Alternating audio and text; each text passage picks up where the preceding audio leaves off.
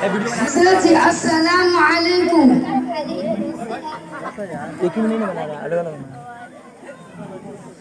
ارے بیٹے انور تم. حضرت میں انور ہوں اور یہ میرے دوست اکرم ہے. اچھا اچھا ماشاء اللہ.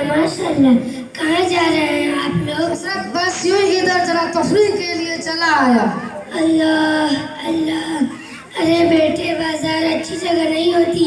حدیث پاک میں سب سے بری جگہ بتائی گئی ہے اور سب سے اچھی جگہ مسجد کو فرمایا ہے. آقا صلی اللہ علیہ وسلم نے. ایسے کوئی کام بھی ہے کیا؟ حضرت آپ سے کیا چھپانا ہے. لوگ سنیما دیکھنے جا رہے ہیں. سنے ہیں کہ دیو آنند اور مادھوری دیکشت کی ملی جلی بہت ہی خطرناک فلم بنی ہے. حضرت گستاخی معاف فرمائے. میں نے یہاں تک سنا اس وقت کام کی بھی باتیں بتائی اور جو فلم بن کے وہ بڑا لاجواب ہے. ارے حضرت کے سامنے اتنا نہیں بولتے. جب اتنا بتائیں دیا تو یہ بھی بتا دینا کہ اس میں فلم جو ہے ایمان سے حضرت بڑے گجب کا ایکٹنگ کرتا ہے. پورا ہلا رکھ دیتا ہے. استغفر اللہ. یہ تم لوگوں کی باتیں بہت افسوس کے قابل ہے. مسلمان اس ہو کر اس طرح کی بات. اس میں ہم کون سا گناہ کر دیا. ہم سنیما ہی تو دیکھنے جا رہے ہیں. تمہیں پتا ہے کیا کر رہے ہو؟ ہاں سب پتا. ارے یار یہ لوگ بھی عجیب انسان ہوتے ہیں. ایک پل کے لیے بھی چین نہیں لینے دیتے. سیر سپاٹا گناہ, ٹی وی گناہ, سنیما گناہ, ناچ گانا گناہ حد تو گئی یار. اب تو ایسا لگتا ہے یہ لوگ کھانا بھی گناہ کہہ دیں گے. صحیح. ہمارے مسلمان کے بچے کتنی اچھی باتیں کرتے ہو, کتنے ادب سے بولتے ہو. ذرا اپنے دین کا بھی خیال کیا ہے؟ ہاں کیونکہ ہمارے دین میں تو بہت آسانی ہے. میں 5ویں فیل ضرور ہوں مگر مجھے ماتا صاحب کی بات یاد ہے. انہوں نے ہم لوگوں کو بتا دیا حدیث میں آپ دین و یسرون, دین سے آپ آسانی ہے. لیکن دیکھو یار یہ لوگ قید پہ قید ڈالے جا رہے. کمال ہے ایک سنیما دیکھ لیا تو کون سا پہاڑ ٹوٹ جائے. اصل بات یہ ہے کہ یہ لوگ بہت سطحی جہان کو ہوتے. ان کو بس نماز روزہ اور تسبیح ہلانے کام. انہیں کیا خبر کہ سنیما میں کیا فائدے. ایک سے ایک سائنسی بات بتائی جاتی ہے. لڑائی جھگڑے کا ایک سے ایک طریقہ بتایا جاتا ہے. ذہن کھلتا ہے, عقل بڑھتی. مگر بس کیا کہوں, چھوڑو جانے دو. تم لوگوں نے چھوڑ دیا مگر میں نہیں چھوڑوں گا کیونکہ تم کل لانڈوں نے ہم لوگوں کو پتہ نہیں کیا کہا ہے. سنو اکرم, تمہاری بات کی بکواس ہونے کے لیے صرف اتنا کہہ دینا کافی ہے کہ تم 5ویں فیل ہو. تمہیں شرم نہیں آتی ایسی بات کرتے ہوئے؟ اپنے فیل ہونے پر بھی فخر کرتے ہو. تمہیں پتا بھی ہے کہ دین و یسرون کی صحیح تشریح کیا ہے؟ کچھ نہیں. تم تو بہت بڑے ظاہر نظر آ رہے ہو. تم بڑے عقل بڑھانے کی بات کرتے ہو تو بتاؤ کون سا پہاڑ توڑ دیا آج تک؟ جبکہ سنا اس سے پہلے بھی کئی فلمیں دیکھ چکے ہو. اور یہ بھی بتاؤ کہ کون سی سائنس سیکھ لیے؟ کچھ نہیں. ارے میاں انور اور اکرم, یہ سب شیطان کا دھوکہ ہے جس میں مغرب اور یورپ نے تمہیں پھانس رکھا.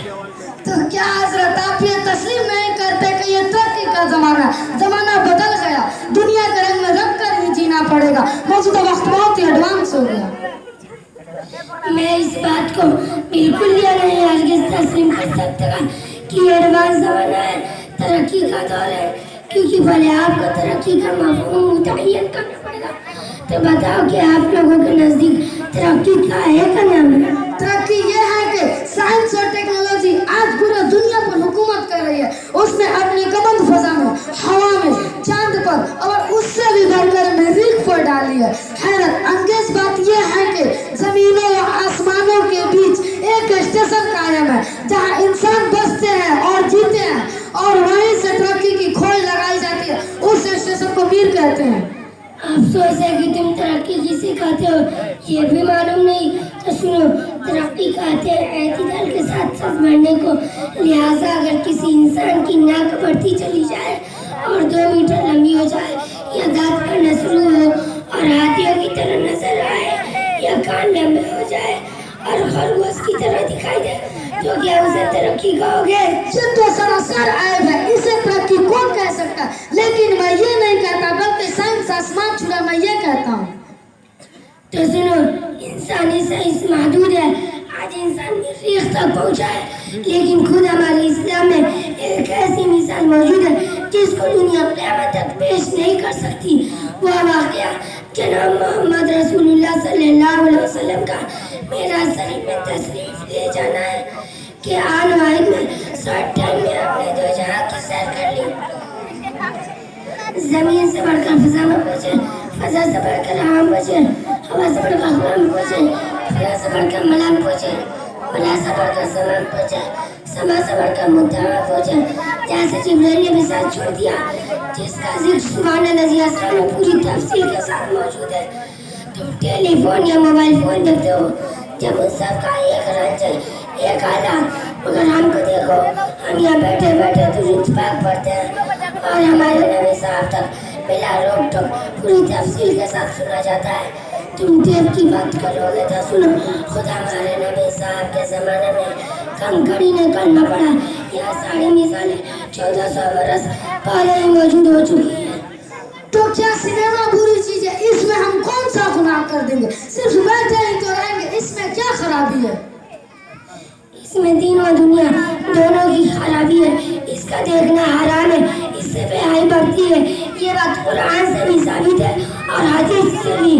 कुरान में है वमीनन नासी मन यस्तरी लहुल हदीस लियुज़िल्ला अन सबीलिल्लाह, और कुछ लोग हैं जो लहुल हदीस खरीदते हैं ताकि लोगों को अल्लाह के रास्ते से गुमराह कर दें। उसमें लहुल हदीस की तफसीर है। बड़े बड़े उलमा मसलन अली मियां नदवी, काजी मुजाहिदुल इस्लाम कासमी, मौलाना यूसुफ लोधियानवी, इमाम राहिब साहिबान ने टीवी वीडियो टेप रिकॉर्ड और सिनेमा करने से किया है। ना हदीस में ना हराम की तस्वीर देखना हराम है जो सिनेमा में दिखाया जाता है।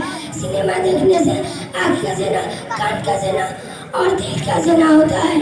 आपके पास क्या सबूत है कि यह चीज मखलूक की है और ये हमारे बर्बादी के लिए बनी है, जबकि हम इसमें अपना ही फायदा उठाते हैं? हांगकांग के जनाब आजाद डोगर एक जगह लिखते हैं, मैं कल एक यहूदी से मिला जो पहले हमारे साथ ही काम करता था। वो कहने लगा, आपने देखा हिंदुस्तान में रहने वाले ज्यादातर मुसलमान पहले जैसे नहीं रहे। हमारी मिसाल और अमेरिका की CIA सब मिलकर उनके बच्चों को खराब कर रहे हैं, गंदे लिटरेचर से, फिल्मों से, हीरोइन चर्चों का जैसे, ताकि वो माही ना रहे जो मुजाहिद पैदा कर सके और वो मुजाहिदीन लड़ सके जो लड़ सके।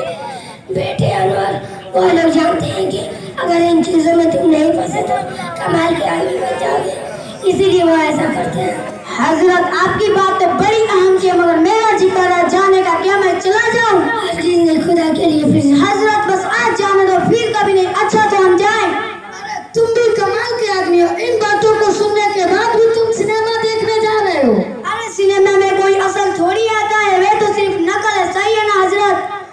मौलाना अबरारुल हक साहब ने लिखा है कि नामहरम की तस्वीर की असल देखना हराम है, तो नफल देखना कैसे जायज़ होगा?